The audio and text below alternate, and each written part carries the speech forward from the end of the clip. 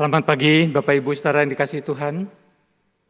Kita patut bersyukur kalau pada hari ini kita masih diizinkan untuk beribadah bersama.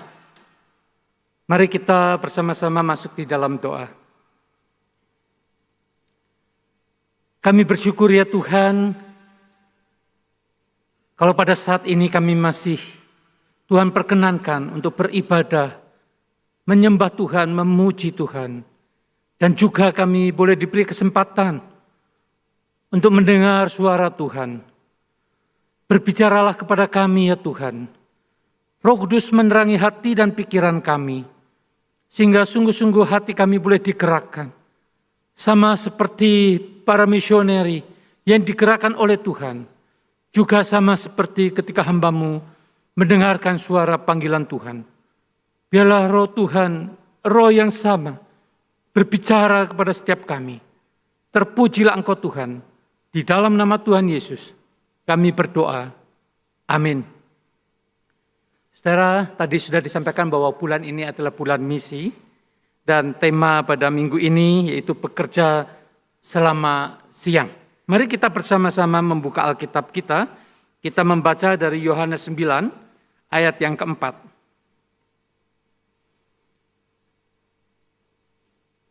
Yohanes 9 ayat yang keempat. Saya akan bacakan untuk saudara.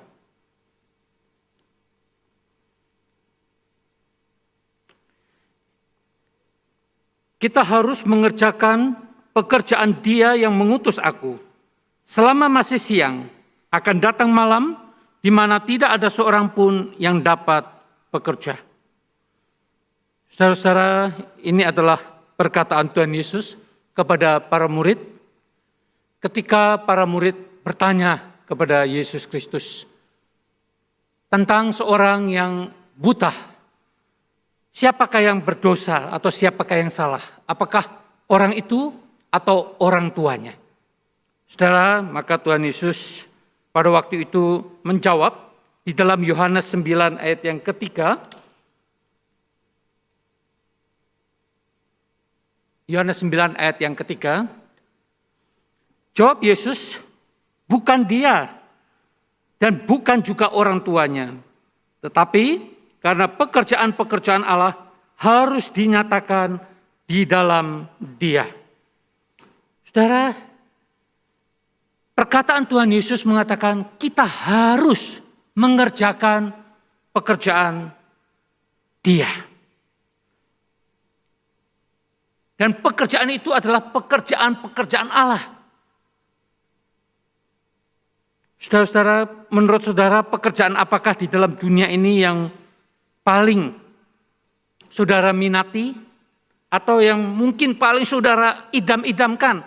Atau yang mungkin saudara inginkan? Saya tidak tahu dulu saudara punya cita-cita apa. Nanti kalau besar saya mau bekerja di bidang ini. Saya mau melakukan ini dan itu supaya apa yang saudara inginkan tercapai. Saudara-saudara, tentu setiap orang punya cita-cita. Tapi saudara, tahukah saudara, apapun pekerjaan saudara, ada satu pekerjaan yang di dalamnya saudara harus perhatikan dan yang saudara harus betul-betul ikuti, yaitu adalah perkataan Tuhan. Atau pekerjaan-pekerjaan Allah yang dititipkan kepada saudara. Itulah sebabnya kita harus, bukan tentatif, bukan kalau ada waktu, bukan kalau saya tidak sibuk. Tetapi saudara, kita harus mengerjakan pekerjaan Dia, yaitu pekerjaan Allah. Pekerjaan apakah yang bisa kita lakukan? Kalau itu pekerjaan-pekerjaan Allah seperti apakah yang dititipkan kepada kita, yang kita bisa melakukannya? Saudara, Matthew Henry menjelaskan tentang pekerjaan-pekerjaan Allah ini dengan dua hal saja. Yaitu supaya sifat-sifat Allah, sifat Allah dan kuasa Allah, kebaikan Allah itu bisa dirasakan, bisa dinyatakan dan bisa dialami oleh orang-orang yang merasakan pekerjaan Allah itu. Dan juga pada waktu Tuhan Yesus berkata pekerjaan-pekerjaan Dia, yaitu bahwa rancangan Allah mengenai dirinya, yaitu Sang Penebus itu, dinyatakan melalui orang itu.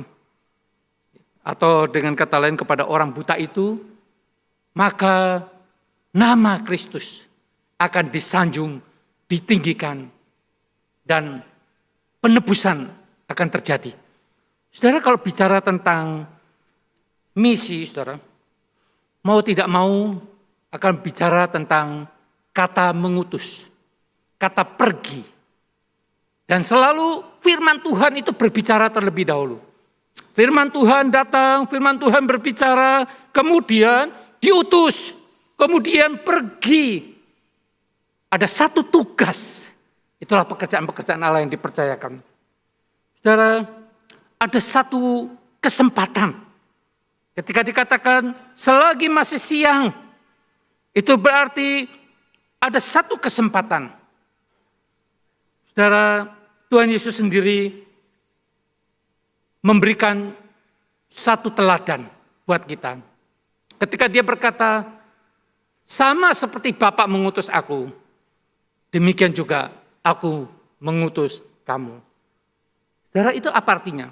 Bahwa aku datang ke dalam dunia ini, ada satu misi yang Tuhan percayakan. Dan untuk itulah aku juga mengutus kamu. Ada satu misi di dalamnya. Saudara,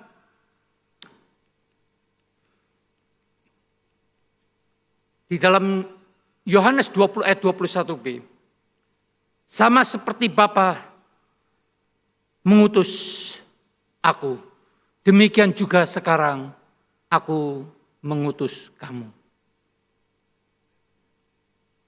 Apa sih mengutus itu? Ketika Kristus diutus oleh Bapa, itu artinya bahwa Dia rela mengosongkan diri. Itulah yang dikenal dengan kenosis. Dia rela mengosongkan diri menjadi seorang hamba. Apa sih seorang hamba itu?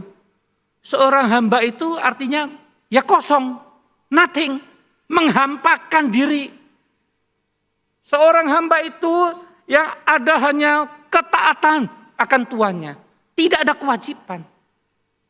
Itulah hamba, saudara.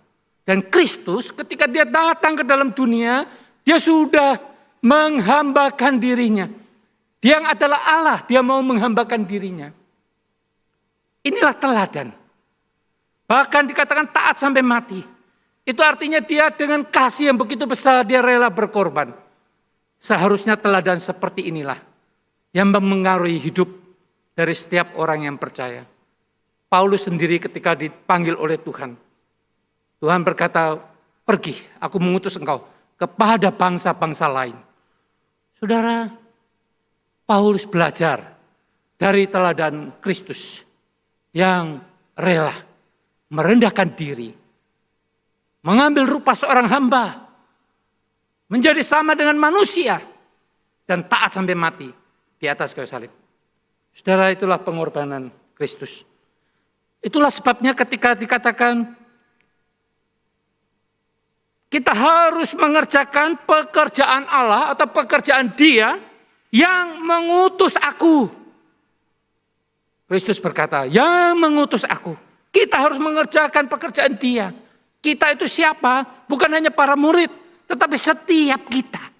Kita harus mengerjakan pekerjaan Dia selama masih siang. Apa artinya selama masih siang, saudara? Itu berarti selama masih ada waktu, saudara. Selama masih ada waktu. Selama masih ada kesempatan. Selama Tuhan masih membuka pintu anugerah bagi mereka yang kita akan beritakan Injil. Yesaya ketika mendapat panggilan Tuhan, dikatakan lalu aku mendengar suara Tuhan. Selalu harus ada firman Tuhan. Misi bukan karena keinginan hati kita, bukan karena ambisi kita, bukan karena rencana-rencana kita.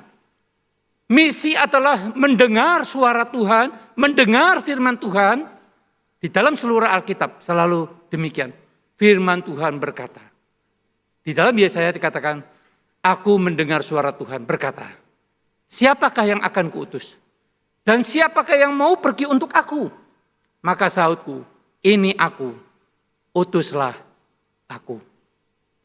Siapakah yang mau pergi untuk aku? Bukan untuk dirinya sendiri, tetapi untuk Yesus Kristus. Untuk namanya. Karena nama itulah yang menyelamatkan. Di bawah kolong langit ini tidak ada nama lain yang olehnya kita dapat diselamatkan. Tidak ada satu nama yang lain. Di dalam Kisah Rasul 4 ayat 12. Jelas sekali keselamatan hanya di dalam Yesus Kristus. Itulah sebabnya Tuhan Yesus berkata, kita harus, dan harus. Saudara, berapa banyak waktu yang Tuhan berikan kepada kita dan kita gunakan untuk apa, saudara? Mungkin orang berkata, ya, sebagian waktu aku bisa pakai untuk ini dan itu. Tetapi sesungguhnya seharusnya ada beban Tuhan. Beban tentang pekerjaan-pekerjaan Allah yang diberikan kepada setiap kita. Saya percaya itu. Tidak ada satu orang pun di dalam dunia ini yang tidak diberikan satu beban pekerjaan-pekerjaan Allah kepada saudara dan saya. Setiap saat, di dalam setiap usia kita, ada panggilan-panggilan itu. Kalau saudara mau peka kepada panggilan Tuhan. Tetapi seringkali kita sudah berjalan di dalam hidup ini begitu enak, wajar. Tetapi siang itu adalah bagian satu kesempatan yang indah. Kalau pintu anugerah ditutup, saudara, maka kita tidak bisa melakukan apa-apa. Di dalam kisah air bah, saudara, di dalam Kejadian, kalau saudara, saya ajak kita membaca bersama.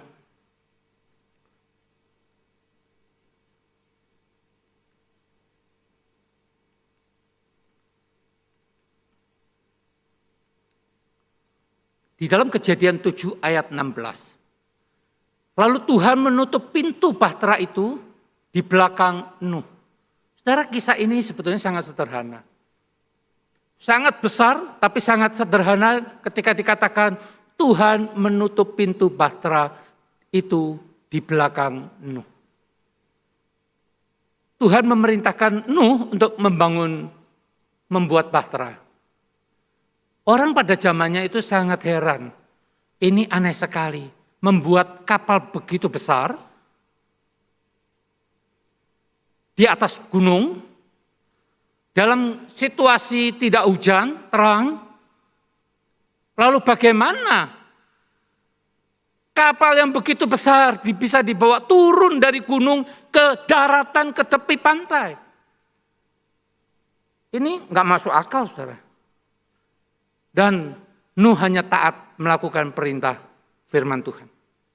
Inilah beban yang diberikan kepada Nuh dan keluarganya. Dia tidak bertanya, Tuhan buat apa sih kapal sebesar ini? Setelah selesai, 7 hari setelah selesai, Tuhan katakan, masukkan itu semua. Engkau masuk, binatang sepasang-sepasang suruh masuk. Dan setelah selesai, dikatakan Tuhan menutup pintu bahtera. Saudara, ketika hujan tiba, banjir mulai air bah itu. Orang begitu panik, gedor-gedor, bongkar, dobrak dengan apapun. Tuhan sudah menutup pintu anugerah itu. Tidak ada satu orang pun bisa membuka dan tidak ada satu orang pun bisa masuk. Karena waktunya sudah lewat. Siang itu sudah lewat. Saudara-saudara, biarlah di dalam setiap kehidupan kita punya satu kesempatan di mana kita bisa memakainya. Kalau memang itu Tuhan berfirman kepada kita, Tuhan akan menggerakkan itu. Saya percaya itu. Kita tidak lagi berpikir untung rugi. Berapa banyak yang harus bisa saya kerjakan dan ini dan itu. Pada waktu saya ditawari sebagai guru, orangnya berkata, mau menggantikan saya sebagai guru mengajar. Saya pikir ini kesempatan. Kok tiba-tiba orang cari kerja aja susah, kok ini tiba-tiba orang nawarin kerjaan. Tapi, katanya, tapi gajinya kecil loh. Ya sebutin. Apa yang saya gumulkan pada waktu itu? Ini kesempatan. Ini sekolah bukan sekolah Kristen. Ini kesempatan, saya bilang di dalam hati saya. Tuhan gerakan saya.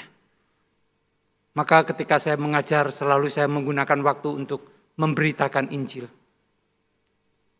Tibalah hari Natal saya diminta oleh guru agamanya, karena guru agama itu macam-macam ya. Ada 2 guru agama lah, satu guru agama Buddha, satu guru agama Kristen. Lalu yang guru agama Kristen mengatakan, boleh enggak Natal ini kamu cerita sekolah minggu di Puncak. Sekolah minggu merayakan Natal. Saya bilang, oh boleh, kesempatan yang bagus. Karena apa? Karena saya juga sebagai guru sekolah minggu.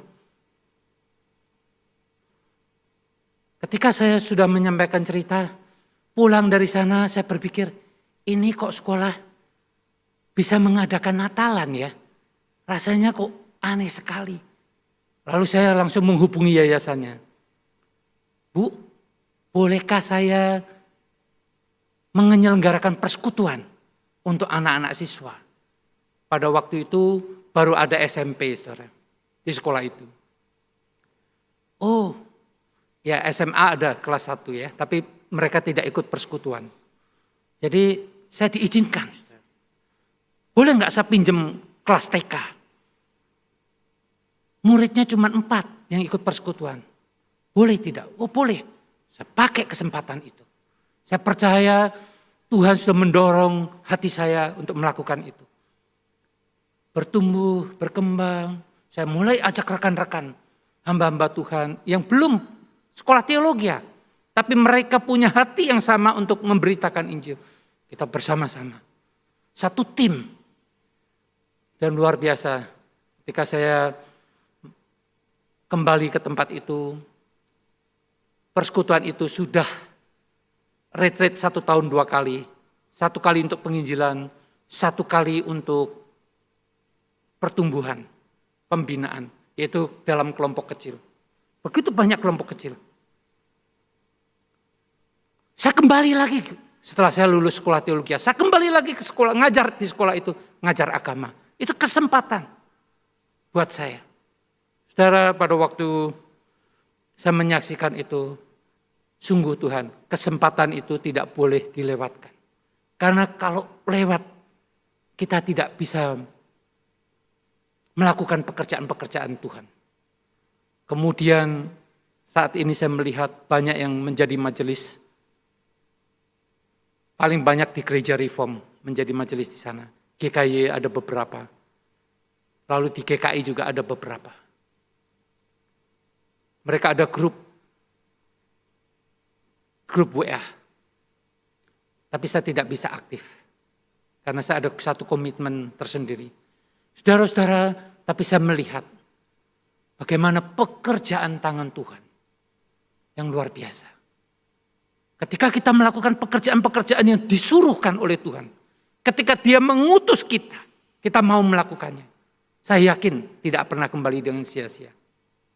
Seolah-olah waktu kita habis, biaya kita habis, dana kita habis. Tetapi Tuhan tidak pernah berhutang kepada kita. Saya teringat ketika tahun 2000 di Red Top Hotel ada satu seminar. Saya mendengarkan seminar itu dan disitulah saya terpanggil untuk menjadi misioneri di China. Dia tunjukkan satu profesor dari Amerika itu. Saya lupa marganya ya. Teman dia memang orang asli dari China. Kemudian dia juga seorang profesor ahli sejarah. Lalu dia tunjukkan dengan pointernya satu peta di mana satu titik itu di sebelah pinggir Sungai Kuning itu adalah tempat asal mula orang Tionghoa. Wah, di situ saya betul-betul tergerak hati saya. Dia bukan seorang hamba Tuhan, pendeta, bukan. Bukan seorang misioneri, tapi Tuhan pakai. Lalu saya berkata, Tuhan saya mau. Sejak saat itu saya mulai mempersiapkan diri. Dan tahun 2003 saya mulai menepati janji saya untuk belajar bahasa. Kemudian kembali ke Indonesia tahun 2004. Selama durasi 2 tahun itu, saya mempersiapkan diri dengan sekuat tenaga. Apa yang harus saya persiapkan untuk saya bisa melayani di sana, di desa-desa di sana. Saudara, saya mulai menghubungi badan misi di berbagai tempat. Saya mulai belajar, bertanya, di sana nanti ada siapa, apa yang bisa saya kerjakan, lalu apa saja yang perlu saya persiapkan. Yang menggetarkan hati saya sebetulnya adalah seorang petugas tata usaha. Dia mengatakan begini, Bapak, kalau Bapak mau jadi misioneri, Bapak nggak usah pusing. Sudah ada gereja yang akan mendukung Bapak. Itu pertama. Yang kedua, Bapak sudah punya gereja pengutus belum? Kalau belum, juga ada. Artinya, Bapak tinggal siap berangkat pergi. Saudara, saya teringat akan perkataan itu, tetapi saya tidak lakukan itu ketika saya keluar dari GKY untuk menjadi misioneri. Saya ingat itu. Saya kalau kembali ke badan misi itu, segala sesuatu sudah ready. Tapi saya belajar, Tuhan, saya hanya ingin bersandar kepada Tuhan. Hari demi hari. Saya berpikir, saya sungguh menggumuli apa yang harus saya lakukan. Saudara, sampai suatu saat saya belajar berbagai macam. Dan saya ingin supaya kehadiran saya ini bukan membuat satu pemberontakan kepada pemerintah yang ada di sana. Tetapi kehadiran saya masih bisa diterima dengan cara bagaimana. Sementara Injil juga masih bisa diterima oleh masyarakat. Teringat ketika mulai merintis membuka warung.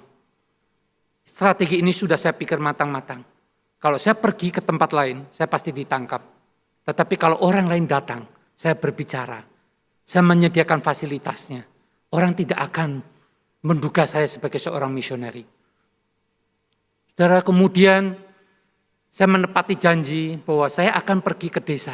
Di salah satu karyawan, kami pergi. Saya bawa penterjemah, karena bahasa Mandarin saya tidak lancar. Saya bawa seorang penterjemah, pergi ke desa itu. Saudara, di desa itu sepinya luar biasa. Ketika sampai ke rumah itu, kami disambut dengan keluarganya. Kami memberitakan Injil dan ada penterjemah. Senang sekali. Mereka begitu senang, mereka menjamu makan. Ketika dijamu makan, saudara, sebetulnya saya geli juga. Karena makanan itu dirubungin lalat itu hijau dan besar-besar, saudara. Dan banyak sekali. Jadi saya merasa, aduh, gimana cara ininya. Anak-anak, saya masih kecil, saya siapkan makanan tersendiri. Di dalam kotak. Lalu saya pamit kepada dia, bolehkah saya ke toilet? Oh, di sana. Dia tunjuk satu gubuk. Saya pergi ke gubuk itu, saya cari-cari mana toiletnya. Pantesan dari tadi bau semua. Itu semua yang ditumpuk di situ itu untuk pupuk, saudara. Untuk pupuk. Dan kemudian saya baru tahu, pantesan banyak lalat di sana. Tapi saya berdoa, Tuhan, saya tidak ingin mempermalukan keluarga ini. Mereka sudah bisa makan, misioneri juga harus bisa makan. Saya makan, saudara. Saya makan. Setelah selesai, dia sudah jerih payah, potong ternak dia. Dan dia katakan, menginap di sini saja, sudah senja. Saya katakan, kami ada tugas dan saya harus pulang. menunggu di satu tempat. Di jalanan itu luar biasa lamanya. Berjam-jam lewat satu mobil penuh karena kita berlima. Gak bisa. Saudara, saya membayangkan dulu waktu kami pelayanan misi di Malang Selatan, di Bandung Rejo, daerah Ngeliep, itu juga sepinya luar biasa. Tetapi ini lebih sepi. Kendaraan angkutan umum jauh tidak ada, kecuali apalagi malam hari. Saudara, tapi kemudian mungkin supir itu berbaik hati, lihat kita rombongan, mereka berputar balik. Setelah menurunkan penumpang, dia putar balik, khusus menjemput kami, saudara. Sehingga kami bisa pulang. Saudara, peristiwa itu mungkin bagi sebagian orang, itu pekerjaan-pekerjaan yang sederhana. Memang kami mengerjakan pekerjaan yang sederhana. Tetapi saudara, kami tidak tahu dampaknya. Hasilnya seperti apa kami tidak tahu. Tetapi kami sudah belajar taat menjadi hamba dari Yesus Kristus. Saudara-saudara, selagi masih ada siang, waktu itu masih tersedia, kesempatan masih tersedia buat kita. Tapi juga akan tiba malam, saudara-saudara.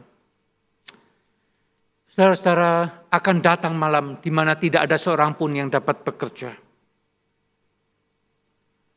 Saya tidak tahu berapa banyak di antara kita punya kesempatan. Di dalam pengkhotbah sebetulnya juga dikatakan begini, segala sesuatu yang dijumpai tanganmu untuk dikerjakan, kerjakanlah itu sekuat tenaga. Karena tak ada pekerjaan, pertimbangan, pengetahuan, dan hikmat dalam dunia orang mati. Kemana engkau akan pergi? Saudara, ayat ini ingin memberitahu kepada kita. Selama kita hidup, apa yang Tuhan percayakan, kerjakan itu dengan sekuat tenaga. Karena nanti tiba waktunya, kamu tidak bisa bekerja lagi. Saudara-saudara, itulah yang Yakobus juga ingatkan kepada kita. Di dalam Yakobus 4 ayat 14. Sedang kamu tidak tahu apa yang akan terjadi besok. Apakah arti hidupmu? Hidupmu itu seperti uap yang sebentar saja kelihatan, lalu lenyap. Saudara, mungkin saudara berpikir, saya sudah umur segini, mana mungkin saya harus melayani untuk pekerjaan misi. Saudara, misi itu adalah diutus oleh Tuhan, pergi untuk mencari yang terhilang. Tuhan Yesus sendiri menggambarkan tentang perumpamaan, tentang domba yang hilang, dirham yang hilang, anak yang hilang. Itu di dalam Lukas pasal 15, 3 kali berturut-turut, saudara. Domba yang hilang itu adalah ada di pegunungan atau di padang gurun, saudara. Maka Tuhan Yesus mengatakan, jikalau ada satu domba yang tersesat, maka gembala itu meninggalkan 99 domba di pegunungan. Itu di Matius. Tetapi di dalam bagian yang lain di Lukas dikatakan di padang gurun. Artinya apa? Memang itu daerah-daerah yang luar yang berbahaya. Kalau domba itu tersesat, mungkin terjatuh di jurang. Bagaimana orang-orang akan mencari supaya membawa kembali yang terhilang itu. Tetapi mungkin ada orang-orang yang pekerjaannya adalah berada di rumah. Ada dirham, satu mata uang yang berharga. Saudara, di rumah kita itu sebetulnya yang paling berharga adalah anggota keluarga kita. Jikalau masih ada dirham yang hilang di dalam rumah kita, itu adalah menjadi tanggung jawab kita. Apa yang Tuhan percayakan kepada kita untuk menjangkau mereka. Atau mungkin ada di dalam keluarga kita seperti anak yang terhilang. Mungkin saudara berkata, saya nggak punya anak yang terhilang. Mungkin anggota keluarga kita, sanak famili kita yang belum percaya kepada Tuhan. Kita coba berdoa, menggumuli, Tuhan, masakan saya hidup hanya untuk ini, makan, minum, bekerja, tidur. Tidak ada sesuatu pun yang saya lakukan untuk pekerjaan Tuhan. Padahal perintah Tuhan jelas. Kita harus mengerjakan pekerjaan Allah. Saudara-saudara, biarlah dalam kesempatan seperti ini, mari saudara kita meresponi akan panggilan Tuhan.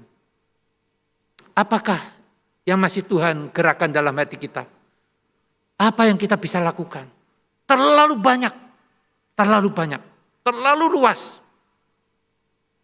Mungkin saudara berkata di dalam ladang pekerjaan saya, kalau Tuhan percayakan ini, saya masih bisa mengerjakan ini dan itu. Yang penting kita ingat bagaimana kita menjadi orang yang dipakai oleh Tuhan untuk membawa jiwa bagi Tuhan. Seumur hidup kita, kalau tidak ada satu orang pun yang pernah kita bawa, tidak pernah kita beritakan Injil. Menyedihkan saudara hidup kita. Kita mengatakan kita melayani ini dan itu. Kita sibuk ini dan situ. Kita bekerja untuk ini dan itu. Tetapi sesungguhnya tidak ada satupun pekerjaan-pekerjaan Allah yang kita lakukan. Itu menyedihkan. Biarlah pagi hari ini, siang hari ini, kita mengevaluasi hidup kita kembali. Terlalu banyak saya katakan, kreativitas yang Tuhan berikan. Kalau saudara pergi ke Batam, di kota industri itu, bagaimana menjangkau orang-orang yang memang pekerjanya, hidupnya hanya di malam hari, saudara. Pernah kita kunjungan, Pak, nggak bisa siang hari kami tidur, karena pabrik dan kami kerjanya shift malam. Jam berapa bisa dikunjungi? Jam sekian. Saudara, ada jam-jam tertentu, waktu-waktu tertentu, orang-orang tertentu yang Tuhan pakai.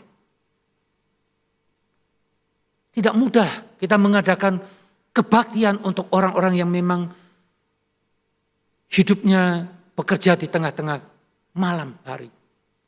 Dan itu seumur hidup dia bekerja di sana. Saudara,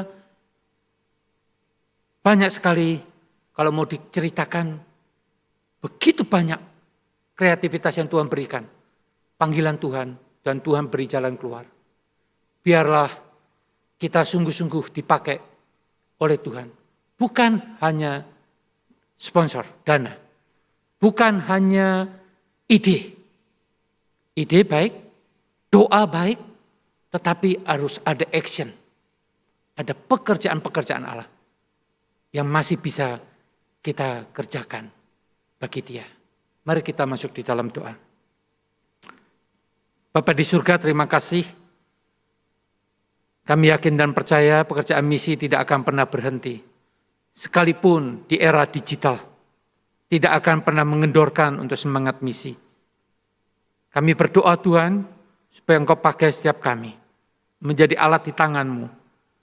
Ada kesempatan untuk kami boleh dipakai oleh Tuhan. Khususnya di dalam bulan Oktober ini ada KKR. Tuhan Engkau berkati, supaya kami juga dipakai oleh Tuhan untuk membawa jiwa-jiwa baru bagi Tuhan. Terpujilah Engkau Tuhan. Kami serahkan pemberitaan firman ini yang sudah selesai, tetapi kami yakin dan percaya Tuhan berkarya di dalamnya. Terpujilah Engkau Tuhan. Di dalam nama Tuhan Yesus kami berdoa dan mengucap syukur. Amin.